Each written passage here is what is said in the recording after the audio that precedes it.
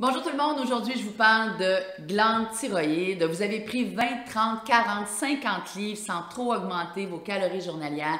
Vous perdez du poids sans faire de régime, problème de libido, problème de transit, de sommeil, toujours la larme à l'œil, le cœur qui palpite, vous avez l'impression d'avoir perdu le contrôle de votre corps. Dans cette vidéo, je vous parle du fonctionnement, du rôle de la glande thyroïde. Qu'est-ce qui arrive quand elle fonctionne pas bien? Pourquoi on parle toujours de glande thyroïde autour de 40, 50, autour de la ménopause? Est-ce qu'on parle plus aux femmes ou aux hommes? Quel est le pourcentage de femmes qui ont des nodules au niveau de la glande thyroïde? Quel est le pourcentage également de cancer? Et est-ce que c'est héréditaire? Donc, si vous vous retrouvez dans les symptômes que je vous ai nommés, écoutez cette vidéo, ça va vous donner une bonne idée, ça va vous faire une tête pour aller poser vos questions à votre médecin. Je vous partage également une information qui m'a jeté par terre et qui va vraiment changer ma réaction si on me parle de problèmes de glande thyroïde. Pour en savoir plus, restez jusqu'au bout avec moi tout de suite après le générique.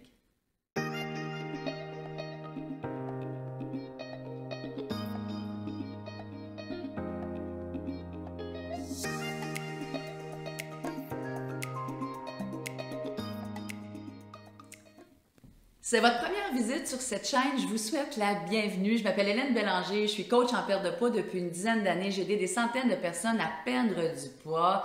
Je les ai aidés également à atteindre leur objectif bien-être. Vous souhaitez des conseils pour perdre du poids, maintenir votre poids, des conseils santé, beauté, pour vieillir en beauté et en santé, cette chaîne-là, elle est pour vous. Je vous invite à vous abonner. Je fais une vidéo à chaque semaine que je pose la plupart du temps le dimanche. Donc, pourquoi une vidéo sur la glande thyroïde? Beaucoup de mes clientes me parlent de métabolisme lent, me disent que ça fait plusieurs pertes de poids qui essaient des régimes, des diètes, des protocoles, toutes sortes de choses et elles n'arrivent pas à perdre du poids. D'autres me disent qu'elles se sentent pas bien, elles ont l'impression d'avoir perdu le contrôle de leur corps. Plusieurs prennent la médication, la synthroïde. Donc, j'avais besoin d'améliorer mes connaissances et surtout, j'avais besoin de vous informer si vous vivez les symptômes que je vais aborder dans cette vidéo-là. Bien, ça va vous permettre de vous faire une tête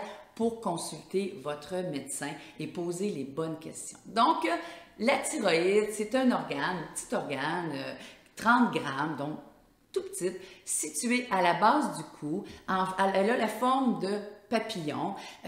On l'appelle un peu le chef d'orchestre du corps. Pourquoi?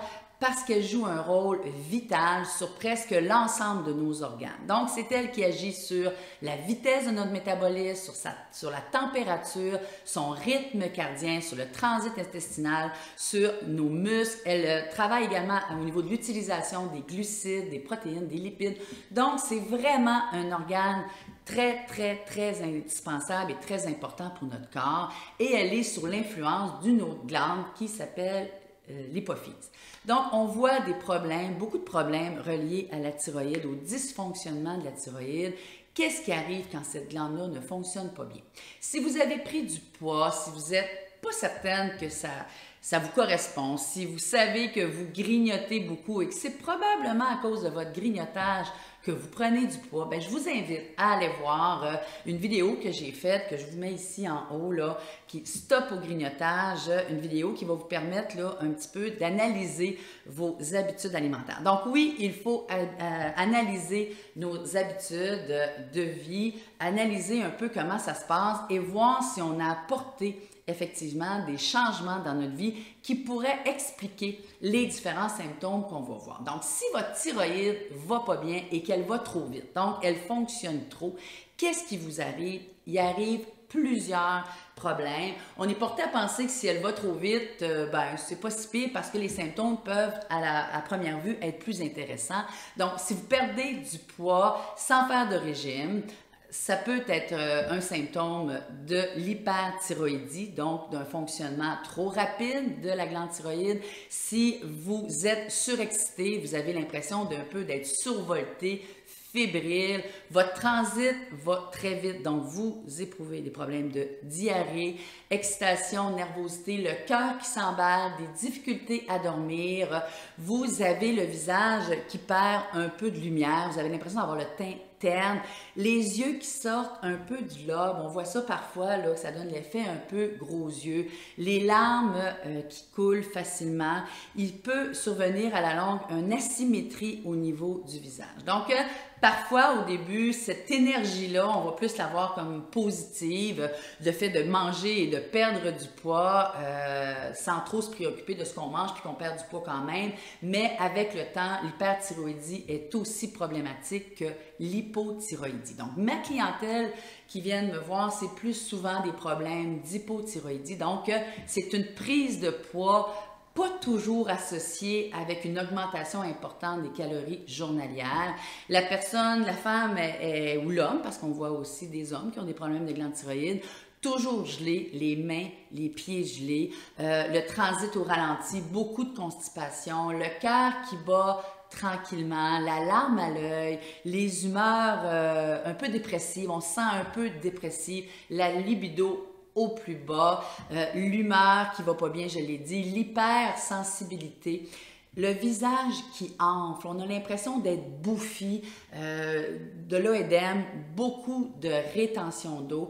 Donc, tous ces symptômes-là peuvent présager effectivement une hypothyroïdie, donc un ralentissement important au niveau de la glande thyroïde, au niveau du fonctionnement de la glande thyroïde.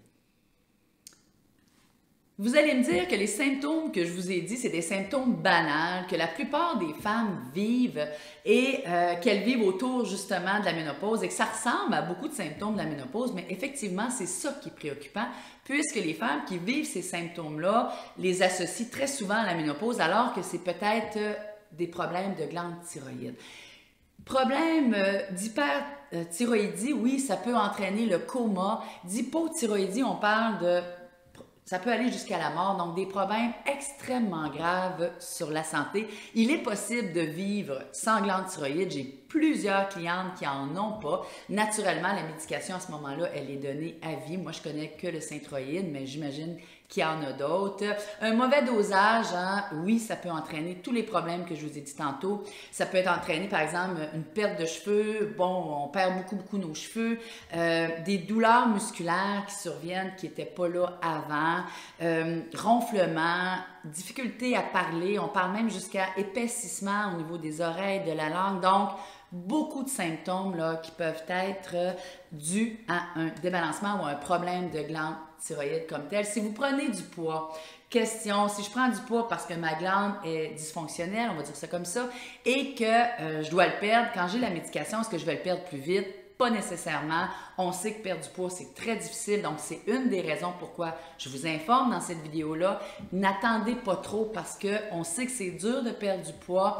Donc, on doit arrêter ça tout de suite si c'est dû à votre glande thyroïde. Je vous mets en haut là, une vidéo, les 4 étapes simples pour débuter votre perte de poids. Comment on diagnostique les problèmes de glande thyroïde? On prend rendez-vous chez le médecin va va palper votre glande thyroïde, il va sentir ou pas des nodules, il va vous prescrire une prise de sang. S'il y a nodules, il peut vous prescrire naturellement une échographie. Si à l'échographie, ça semble être... il semble y avoir quelque chose à s'inquiéter, on va à ce moment-là vous prescrire peut-être, à ce moment-là, on va vous faire une ponction. On va faire cette ponction-là sur un nodule de plus de 1 cm et éventuellement, si vous avez besoin de médication, c'est une médication qui va vous être donnée pour toute la vie. Pourquoi on parle surtout aux femmes de 40, 45, 50 ans de problèmes de glande thyroïde? C'est que plus on vieillit, plus les problèmes reliés à la glande surviennent. On parle de 3 à 5 fois plus de femmes qui ont des problèmes de glande thyroïde que chez l'homme. Donc, c'est plus fréquent chez la femme. Si vous deviez mémoriser une chose de cette vidéo-là, c'est que 50%, et je dis bien donc une femme sur 2, ont à partir de 45-55 ans des nodules sur la glande thyroïde. Je vous explique rapidement un reportage que j'ai vu. La femme, elle voit sur un panneau publicitaire, c'est une histoire française. Elle voit sur un panneau publicitaire examen, échographie des glandes mammaires et de la glande thyroïde, puis d'une autre glande, je ne me souviens pas du nom.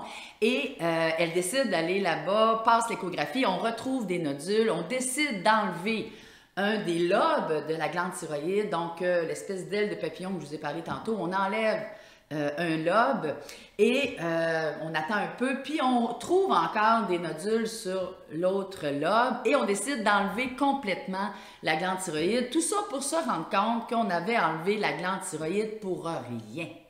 Et sincèrement, de savoir qu'une femme sur deux à partir de 40-50 ans, on retrouve des nodules, je trouve ça particulièrement intéressant parce que si on m'avait dit à moi, tu as des nodules, à quoi j'aurais pensé? J'aurais pensé cancer.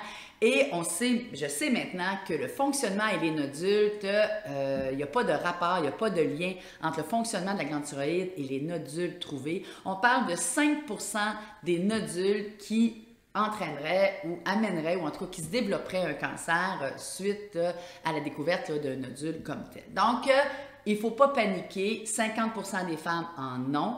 Je ne dis pas que c'est normal. Les endocrinologues qui parlaient au moment du reportage disaient, aujourd'hui, dans nos années, on surdiagnostique les problèmes ou les nodules, on surévalue les nodules, la présence des nodules, entre autres, parce que nos examens sont rendus tellement précis et on en fait de plus en plus. Donc, si le nodule n'a pas 1 cm avant, et dans certains cas, on enlève ou on essaie d'enlever ou on s'inquiète du nodule alors qu'il n'y a pas matière à s'inquiéter du tout. Donc, c'est super important. Je pense que c'est une information là, qui va nous permettre, là, comme on dit, de rester un peu plus calme. Les causes des problèmes de glande thyroïde, on parle d'absence ou d'insuffisance plutôt d'iode.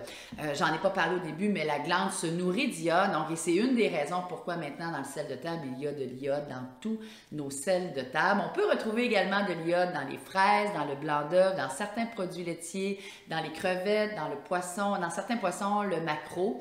Donc, c'est sûr que de manger ces aliments-là ne peut pas nuire, mais l'alimentation n'aurait pas vraiment de lien avec le bon fonctionnement de notre glande thyroïde. Est-ce que c'est héréditaire? Ça ne l'est pas, mais on dit d'informer quand même le médecin si effectivement vous en avez dans votre famille pour qu'il puisse orienter ces questions sur les différentes problématiques là, reliées à la glande thyroïde. Donc, si vous avez aimé cette vidéo, si vous avez appris des choses, je vous demanderai de la liker, je vous demande de vous abonner. Vous avez une petite cloche tout à côté de l'abonnement et ça va vous notifier quand je fais une vidéo. Je fais une vidéo à chaque semaine. Je vous invite également à regarder les vidéos que je mets à la fin de cette vidéo qui peuvent être sur des sujets d'intérêt reliés de près ou de loin à cette vidéo-ci. Donc, je vous souhaite une super belle journée et à très bientôt.